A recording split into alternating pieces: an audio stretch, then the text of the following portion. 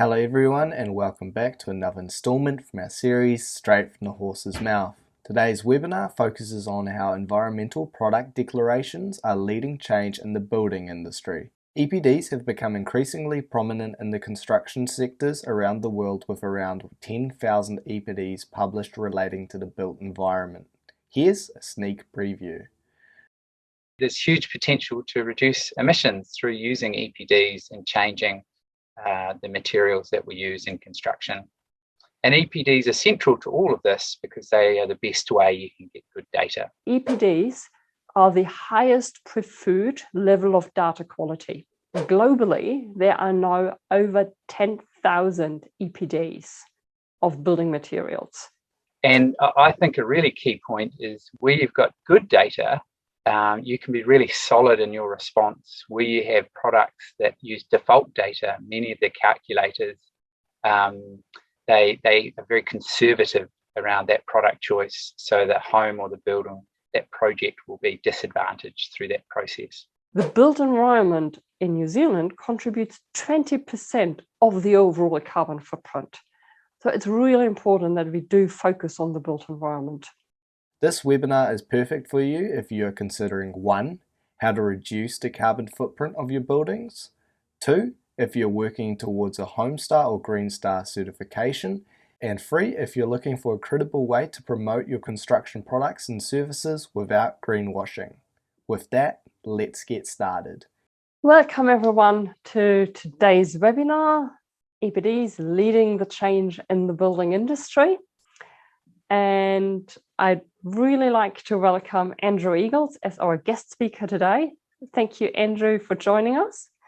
Andrew, most of you will know Andrew. He's the CEO of the New Zealand Green Building Council, and will share with us today in today's webinar in another series of the Straight from the Horse's Mouth. So that's insights from experts in 30 minutes today with Andrew Eagles from the Green Building Council New Zealand.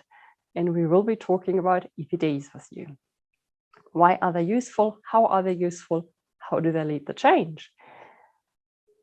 So without much further, I'll just dive into EPDs 101, a really brief introduction on EPDs and green buildings, and then we'll hand over to Andrew, who can give us the bigger picture and how EPDs really are used in the green building movement. If I say green buildings, what do we mean with green buildings? This obviously is a green building,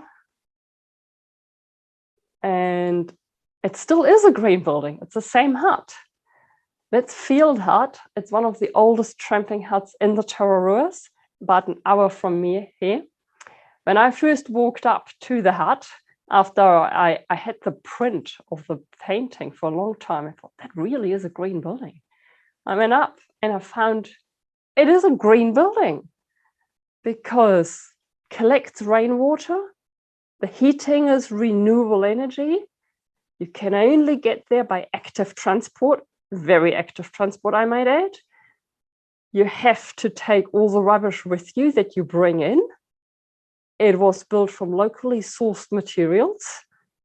How much greener can a building be? And it's been there for nearly 100 years now, and still a very cool hut. So that to me is why it's a green building. I did make a comment to the person I've met up there. I said, hey, I thought this was green. And he said, well, my fault. I was here 20 years ago doing the maintenance of the hut, and I actually painted it yellow. That only happens when you go tramping, that you meet people who actually do that work. Moving on. So why is the built environment so important when we talk about greening our environment? And with greening in this case, I refer to the carbon footprint. It is so much more than just carbon, but even if you just look at carbon, the built environment in New Zealand contributes 20% of the overall carbon footprint. So it's really important that we do focus on the built environment.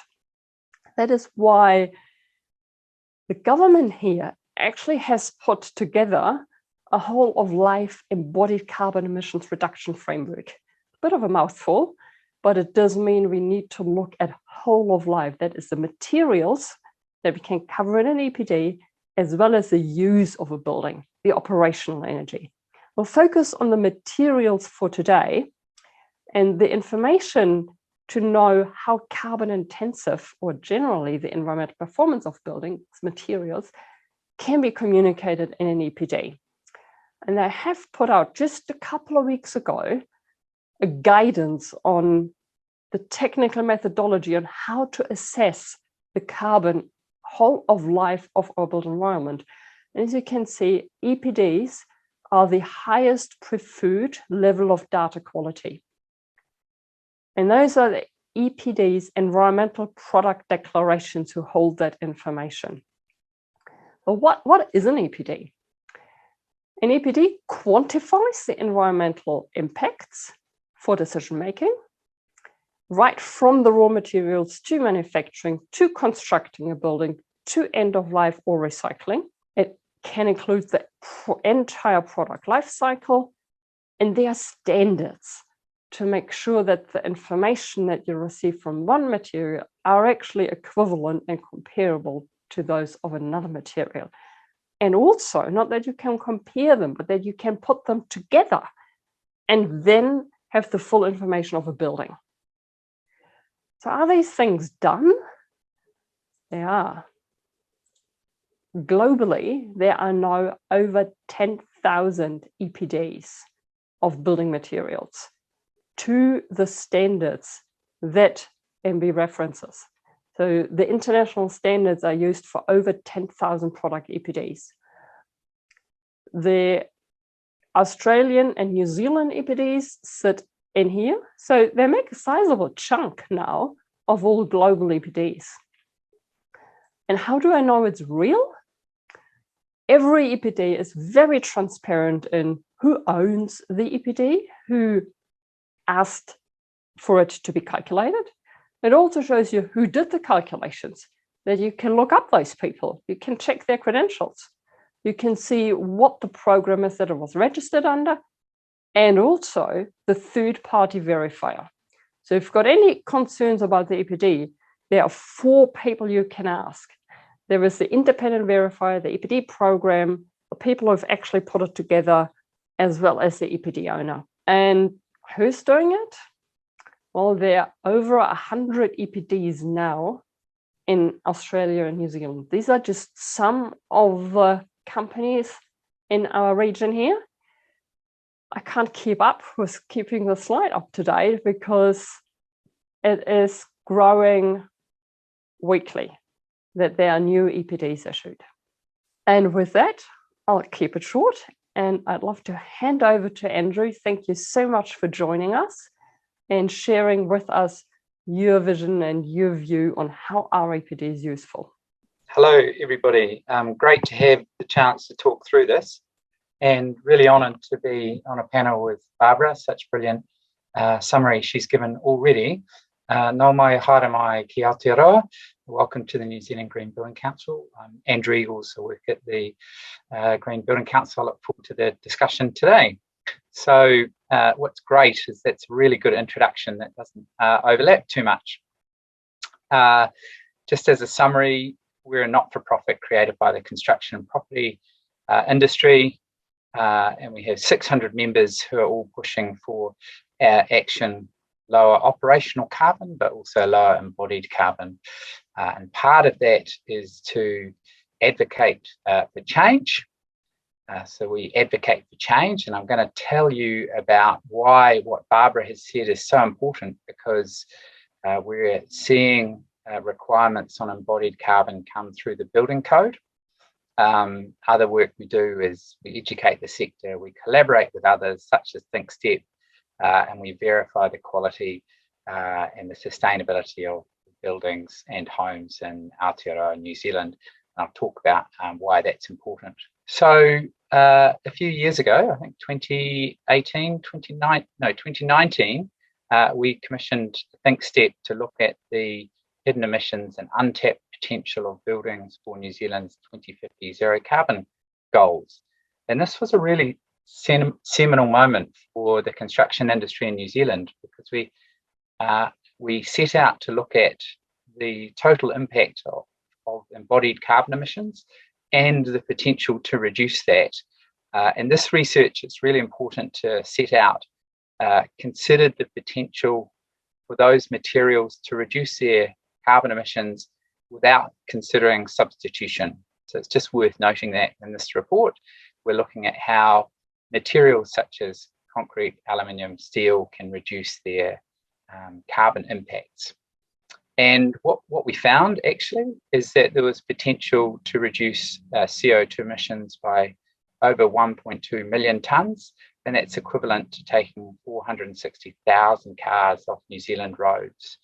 And the other really important point, which Barbara has mentioned, is that when you factor in embodied carbon emissions and operational emissions, that the built environment makes up 20% of New Zealand's total consumption emissions.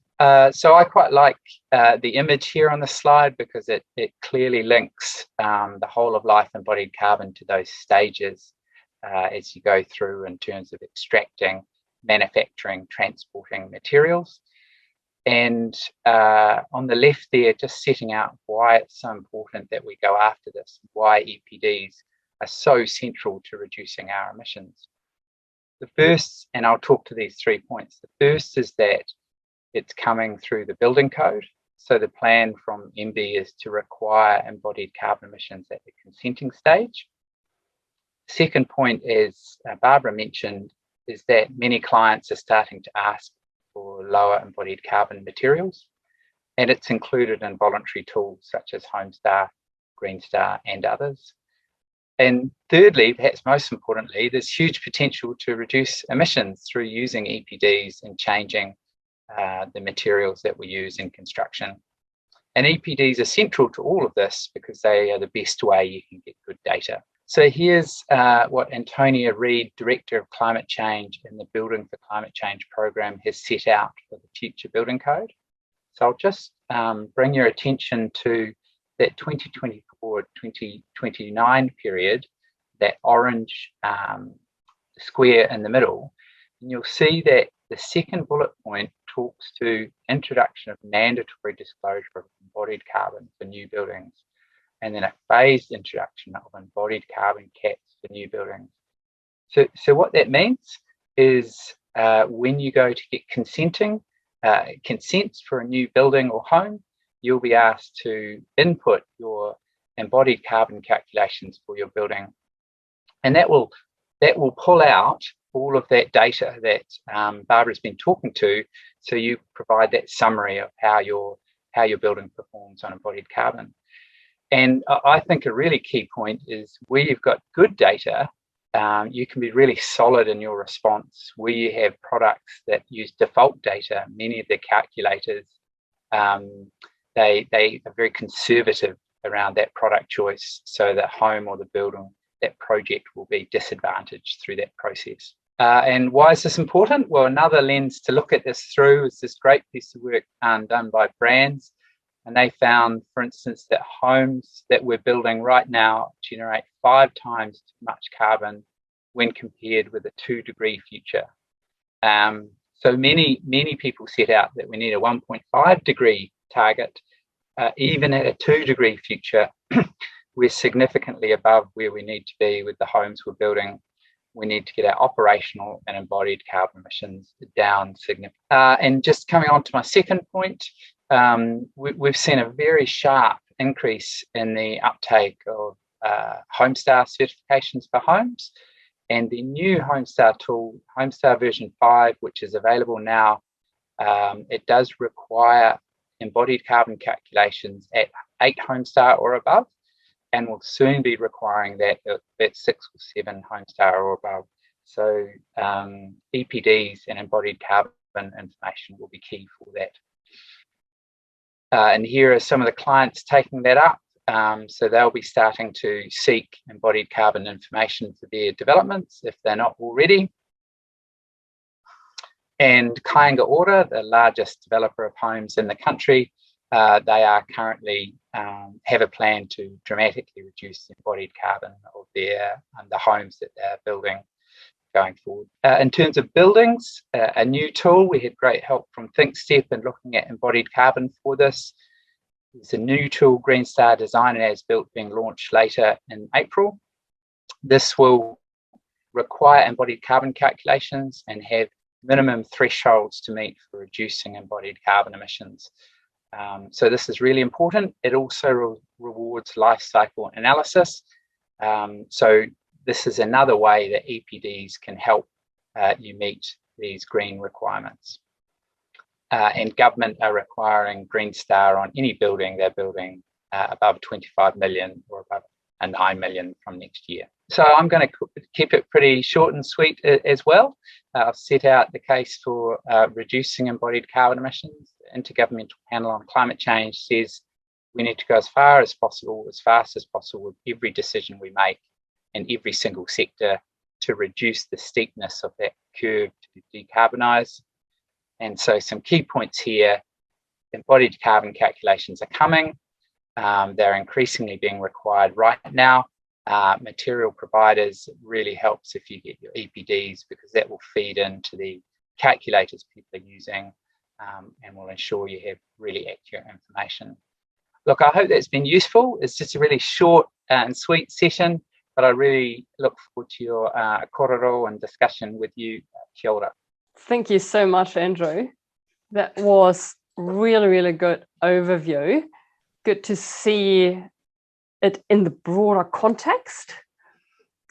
So thank you very much. We do have one question, and that is, under the Green Star rating, how do EPDs factor into that? Yeah, sure. Thank you. So they factor into the current Green Star rating for buildings through the life cycle assessment stage of Green Star. So that's where you're rewarded with credits for achieving better through LCA assessments, and EPDs feed into that life cycle assessment. So the better you do, the more credits you get, and the further up the star rating you'll achieve. So most of our clients are after 5-star Green Star. The better you do with EPDs and LCAs, the more likely you are to achieve 5-star. And my point in the presentation was just that there's more points available under our new Green Star tool, which we're launching in about a month's time. And indeed, there's minimum thresholds for embodied carbon where you have to reduce your building by 10 or 20% in order to just gain entrance to Green Star. Thank you. There is another question, and that is from Jack. Will there be a requirement for suppliers and manufacturers to supply EPDs with their products to align with the new builds needing CO2 measures come 2024? Yeah, so I think that my understanding at this stage is that that's not mandatory, but as we talked about, if you get your EPDs or there's other methodologies for providing that data, then you've got really solid information, and the calculators used to input that data won't de-score you because of the lack of the robustness of the data. So the potential is you might not get an EPD for your product, but some calculator might say, well, we're unsure of that calculation methodology, so we're going to drop down that score by 10 or 20%. Or if you don't have anything, they'll use a default value which will be conservative and may underperform your product in terms of carbon. It will give it a greater carbon emissions than maybe is the reality. So if you have an EPD, you provide more accurate data, you likely are advantaged because of that, or the other way around, if you don't have an EPD, you'll have to fall under average data, which really is not regarded as high quality, as we actually saw in that overview of data quality ranges that MB provided before as well. Yeah, that was really, it's a great way to put it, Barbara. Yeah. Chris wants to know, how would they apply to living buildings? Yeah, so I'm not as close to living buildings actually, but I know that they have very stringent requirements, not just on carbon, but also on a whole range of things around materials. And so EPDs hugely help, I'm sure, with living building requirements. There are other additional requirements beyond that in terms of sourcing and other elements. Barbara, you might have some thoughts, but I've got no doubt that they'll help significantly. There are different requirements also under the Living Building Challenge. So EPDs do factor in, but other assessments might factor in stronger there as well. Laura wants to know, what are alternative methodologies, or turning it around the other way, what data will be required from manufacturers? This is recorded, isn't it? So, you had a great slide showing the other potential methodologies. So you can see there the other methodologies you could use. Now, the challenge there is, I think what we'll move to is that lower quality data will be disincentivized with lower scores, yep. And it brings more uncertainty to those building. So that's the challenge there. So what is interesting to see here, the second highest level is a sector EPD.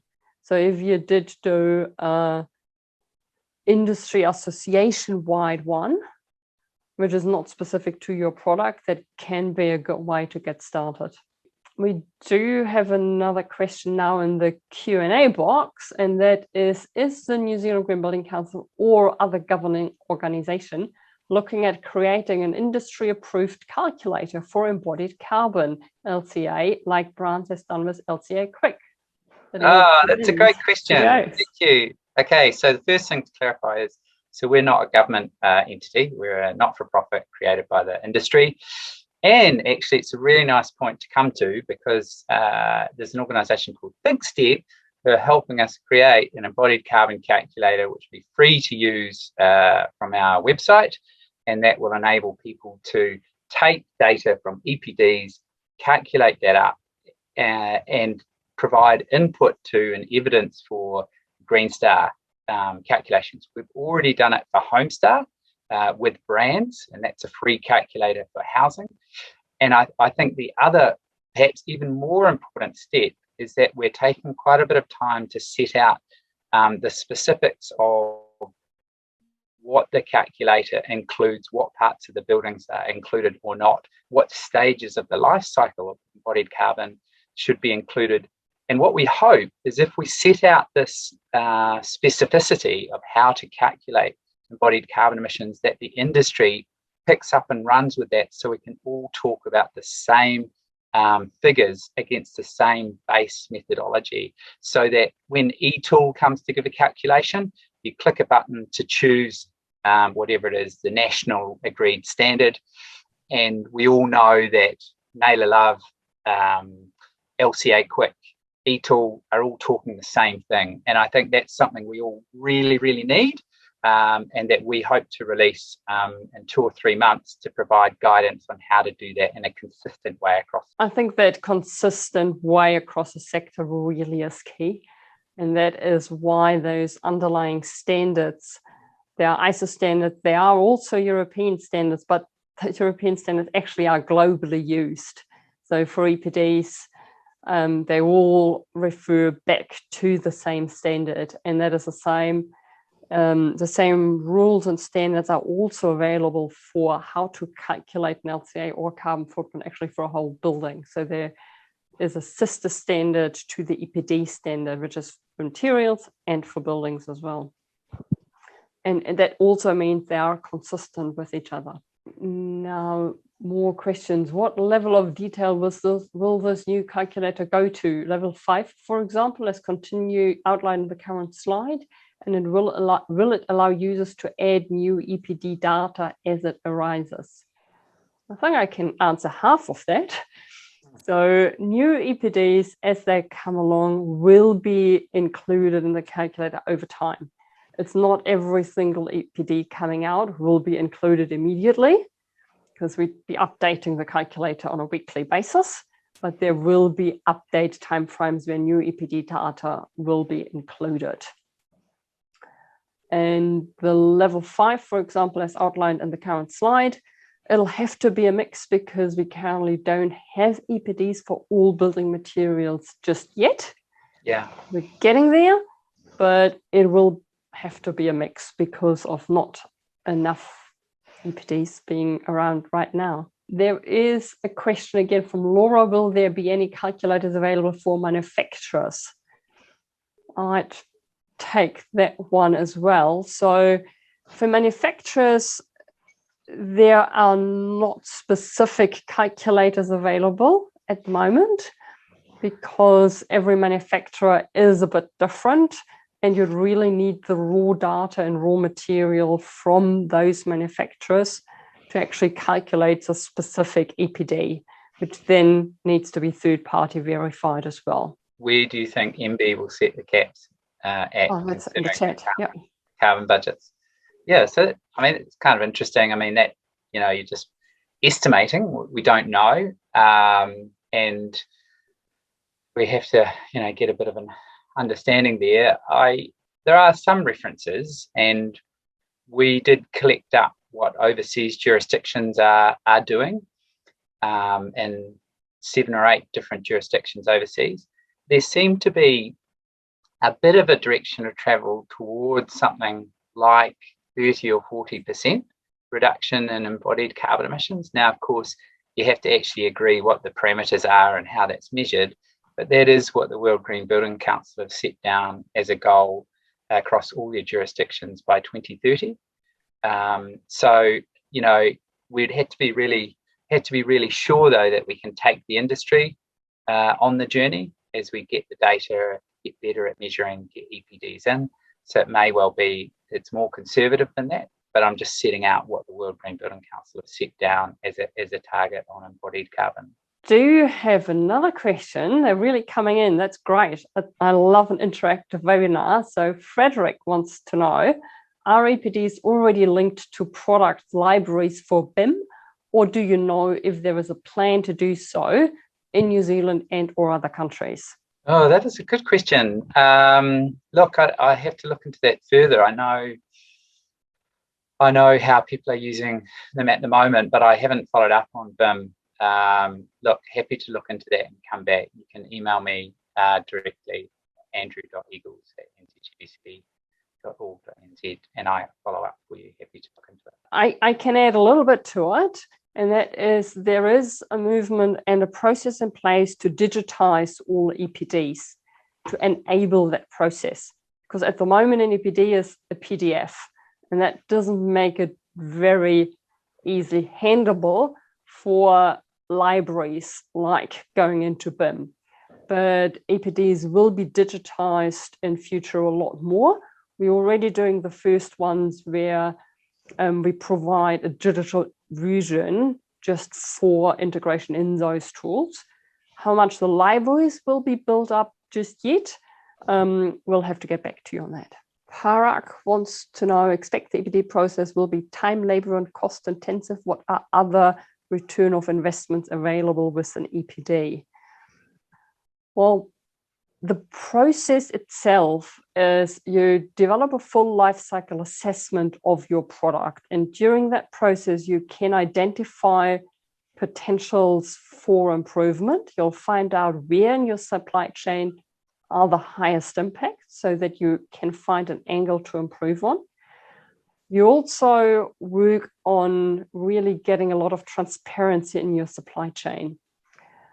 And an EPD is also not just the numbers, but it's a document that can tell your overall sustainability story. You can't put just everything in. Everything that finds its way into an EPD needs to be backed up with data or third-party verification, but it can be quite a comprehensive story to tell in your EPD about your products. I think we have covered all the questions. Thank you so much again, Andrew, for joining us today. It's been a really good conversation. I enjoyed our conversation too, so thank you. got a few more webinars coming up, and also a circular economy masterclass. So if circular economy is something you're interested in, check our website. We'll do more, and we'll also have a webinar lined up with Michael Burgess from Fletcher Building talking about Scope 3 carbon inventories. And with that, I'll thank you again, Andrew. Thanks to all of you for joining us today, and we're looking forward to seeing you next time. Have a wonderful afternoon. Thanks, Steph. Thanks, everybody. There's a huge amount to get done. Really appreciate your kōrero today and getting stuck into this agenda. Ka kite.